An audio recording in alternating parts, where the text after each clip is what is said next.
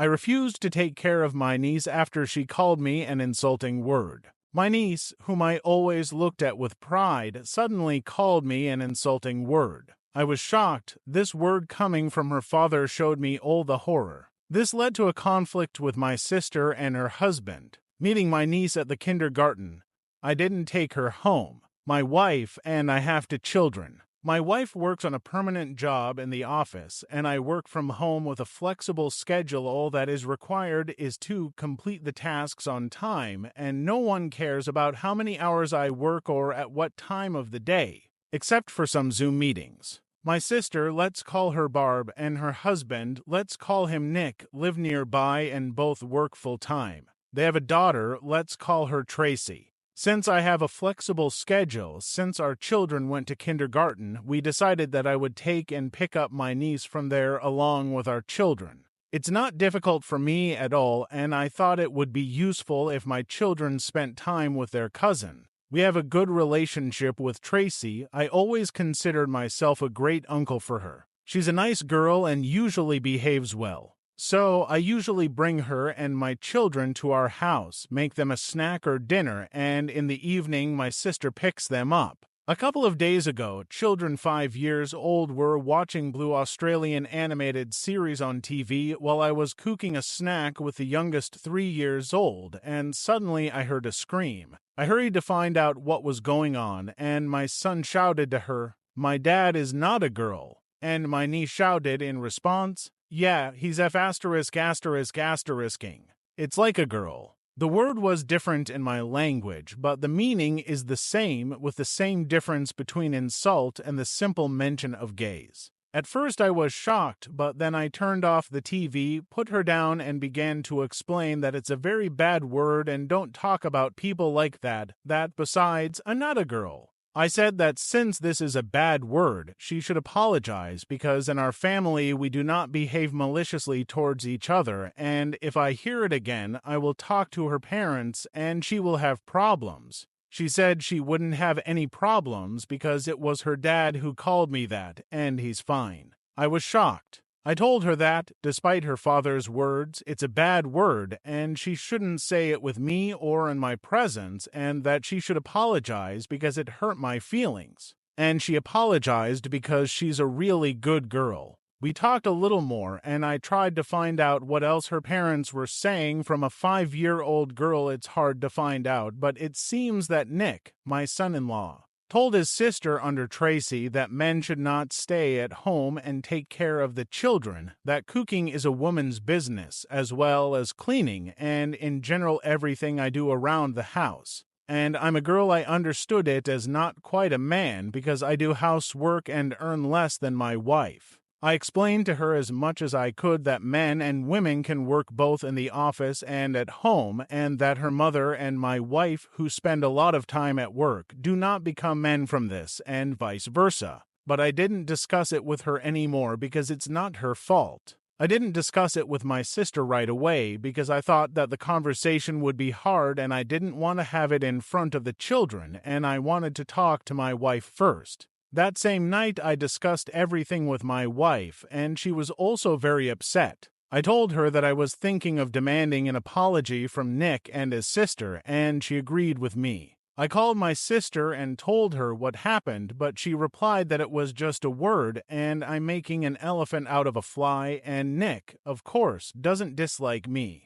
I said that I don't care if he feels her or not, but behind my back he says nasty things about me in front of their daughter and in front of her, and she seems to be completely calm about it, instead of standing up for me. She said he's such a person and I need to stop behaving like the queen of drama. I told her to fuck off, and if that's her opinion, let her pick up her daughter from kindergarten and hang up. I know it was rude and unexpected, but I felt humiliated by people whom I have helped so much all these years and who are my family. My wife said that she understood everything and that I should not retreat until I heard an apology. The next 2 days were days off and there was no kindergarten. I assumed that my sister would call or write, but nothing followed. In fact, the suspicious absence of any messages or calls made me think that she did not take my words seriously, and it made me even more angry. The calls started only on Monday when it was time to pick up Tracy, and I, of course, didn't come.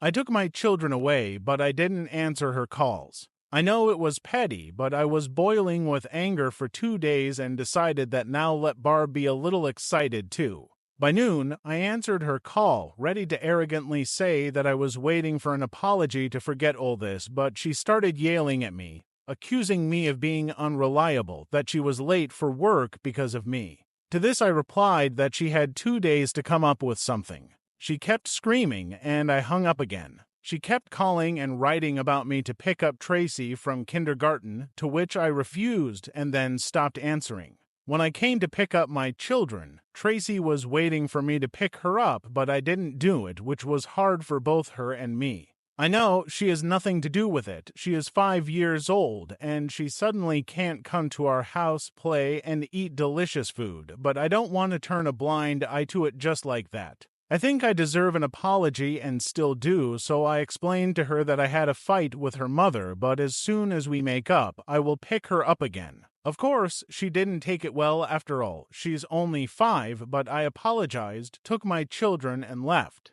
Later, my mom called me. Barb persuaded her to pick up Tracy, but it's hard for Mom because she has a disability, and she asked why I do this to Barb. I told her everything, hoping for support, but instead she said, "You know what Nick is." To this I replied that the better I know, the less I like it, and that if he has such an opinion in general and about me in particular, then I'm definitely not going to work for him for free. She said that I was inflating the problem, and I replied that it was not me who inflated everything because I only needed an apology and everyone else preferred all this instead of just apologizing. She said that I should be patient and not take it to heart, but I replied that everything, let them have fun with Tracy. That evening, Nick himself called me. I doubted whether to answer, but still decided to pick up the phone in case he calls to apologize. Yeah, it's not like that. According to him, my behavior causes Barb a lot of stress, and we are a family, and how can I do this to my own sister? I replied that since we are a family, how can he say nasty things behind my back to his child, whom I take care of every day, to which he replied that he was just joking, it was just harmless fun.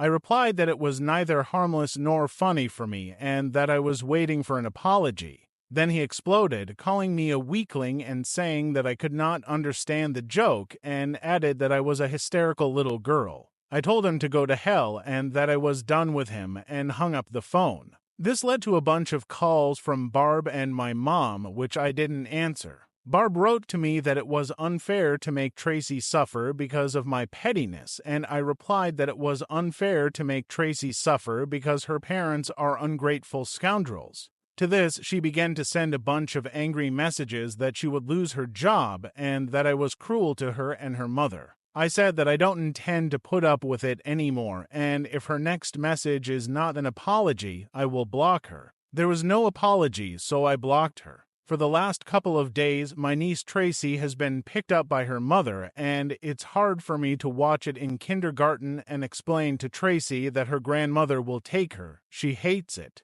Says that she doesn't have fun with her grandmother and wants to go to our house. My heart is breaking, but at the same time, I have never received a single apology from anyone except a 5-year-old child. And I feel that if I give up now, it will be like telling the family that they may not respect my boundaries. But at the same time, I love my niece, and I don't want to traumatize her or make her angry with me. She's a good girl, and she's not to blame for anything. I didn't think that Nick might actually want Barb to quit her job, but now it seems to me that it could be true, and I'm starting to worry about her. But at the same time, I can't do anything until at least she admits that Nick is just like that. Stop dramatizing won't ride with me anymore. I also assume that the only question is how much more time Mom will be able to help. It's already difficult for her, so I hope I'll be able to talk to Barb about it. It's desirable that she understands my point of view.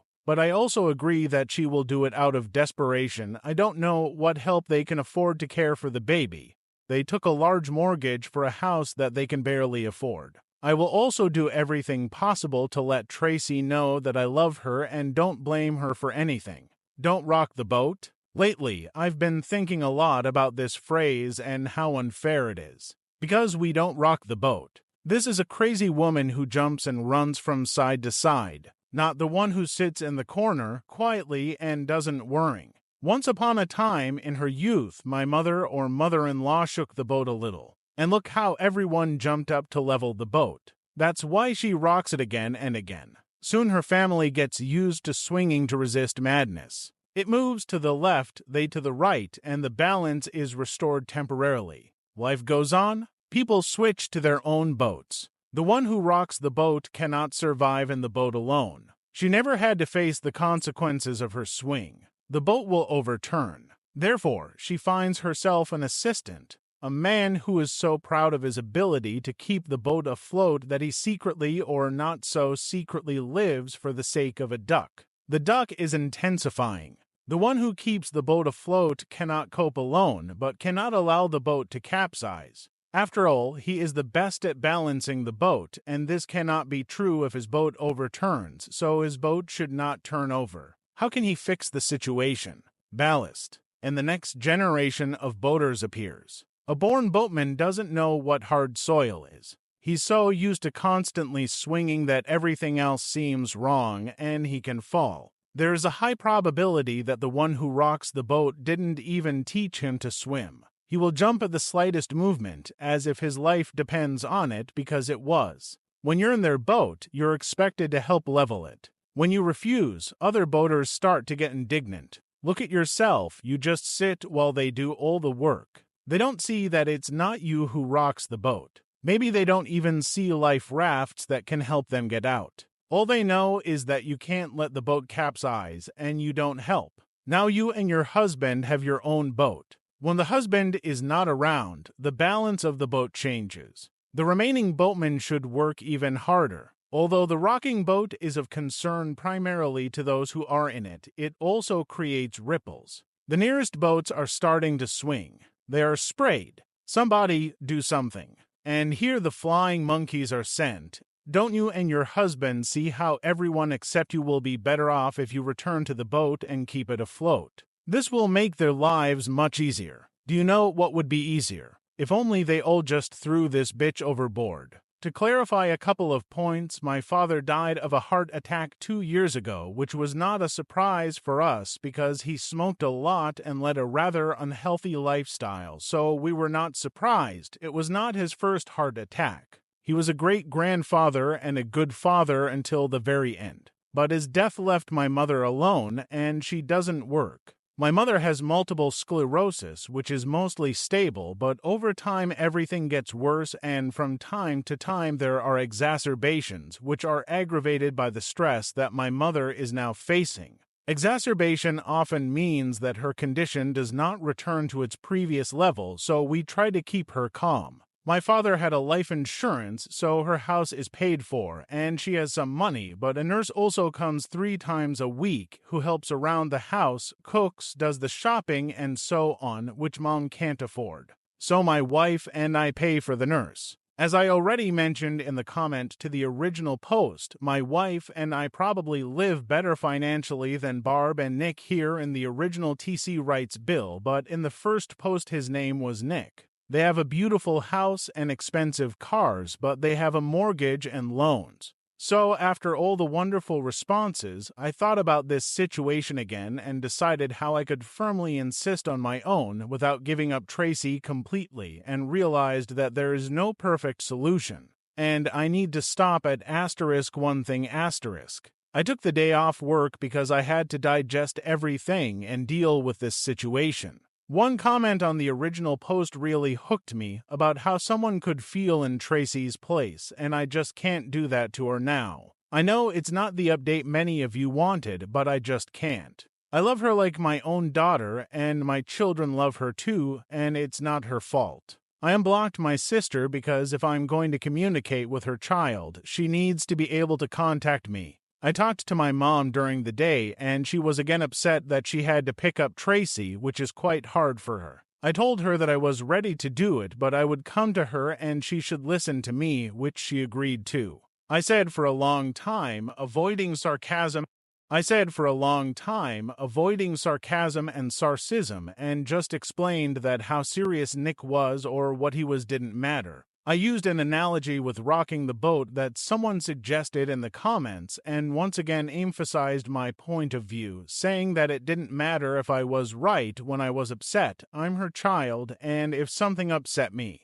it should at least deserve her to doubt before she took the side against me, and in the end, it came to her. She apologized, we hugged, and I think she understood. She is not very conflicted and generally tries to maintain peace, and this time she did something wrong. I'm not saying I'm not angry, but she's my mom, and she apologized. I explained to her that you shouldn't cover me because then I won't have any arguments to confront Nick and Barb, and she understood it. I texted my sister that we need to talk, and I'll bring Tracy to their house tonight, for which I got a restrained thumbs up. I picked up Tracy from kindergarten today, and she was delighted. She even behaved a little peculiarly with me, not leaving me all day instead of running to play, which was nice, but also made me feel a little bad because I didn't pick her up. I tried to explain to her as much as I could that she's not in trouble. I'm not angry with her, but I'm angry at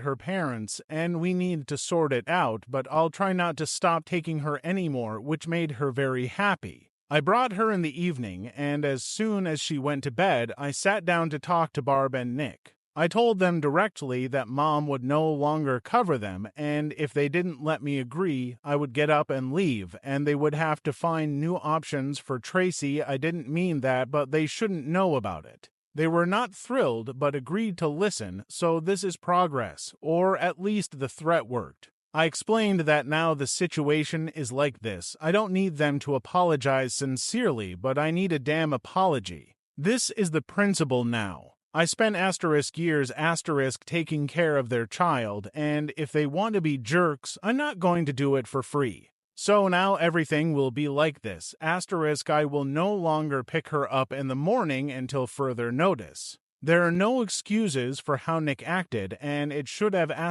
some consequences. I will no longer pay for family trips and vacations. A man has to support his family, so good luck with that. The exception is Tracy, who will always be a welcome guest. If I hear some more nonsense behind my back, I'll start charging for my services. My plan was to give them what they wanted, taking care of the child, restore it, but at the same time create some consequences and a threat, which will be difficult again. I also said that I'm a man, and I'm certainly proud, and I can't let her not be respected, even if it's my family, which I certainly love. I don't consider Nick a family, but I think he won't. Nick was not satisfied with it, and my sister actually took him outside to talk to him without me, but in the end they agreed, and I received my partly sincere apologies. I might have been able to press further, but I didn't want to risk either retreating or hurting Tracy again, so I decided to accept it. There were no tears and warm hugs, but I leave with what I wanted, to take a little revenge without giving up time with Tracy. I still plan to talk to my sister in private about her relationship with Nick and how she perceives me, but I think it's worth waiting a bit to calm down. I know that this is not the outcome that perhaps most of you wanted, but in the end I need to find a solution that I can live with, and for me that's it. I'll update if anything changes. A few months after this conflict occurred, I noticed changes in myself and in my relationship with my sister and her family. I kept picking up Tracy from kindergarten despite the fact that my relationship with Barb and Nick remained strained. Some things changed for the better. They began to behave more politely and try to take into account my feelings, but the tension remained. One evening, when I was picking up Tracy, she asked me why her parents often quarreled. I felt unpleasant to hear this from a 5-year-old child, and I decided to answer as honestly as possible, but carefully. I explained that sometimes adults can't find a common language, but it's not her fault. She nodded, but I saw that this topic bothered her. I tried to avoid meetings with Barb and Nick so as not to return to old conflicts. One day, however, we had to get together for Grandma's birthday party. I came with the children, and the atmosphere was tense.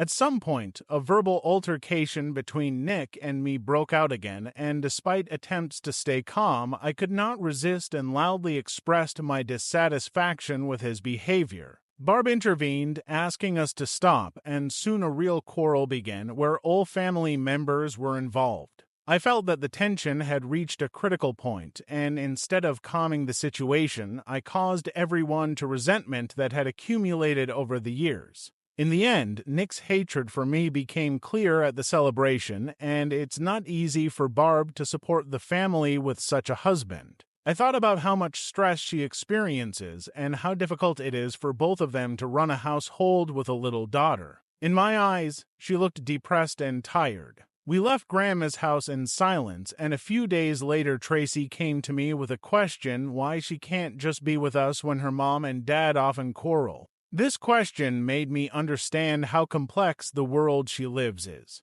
I began to wonder if I should take even more responsibility for her well-being.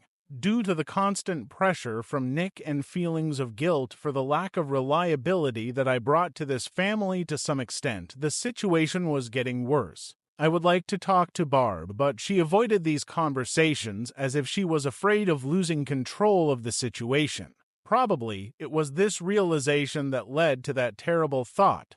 I could lose it. Over time, I began to feel the precursors of depression. Concerns about the workload, responsibilities, lack of support, and love have become too much of a burden. I was tormented by the realization that the situation with Tracy could lead to great grief. Perhaps in this mediative peacemaking, I was simply aggravating the situation, endangering my own emotional health and my children. The situation around me escalated so much that at some point I realized that if I continued to do it without support or decision, Tracy's fate depended on me, many of her internal conflicts and social dynamics, and not only on funding.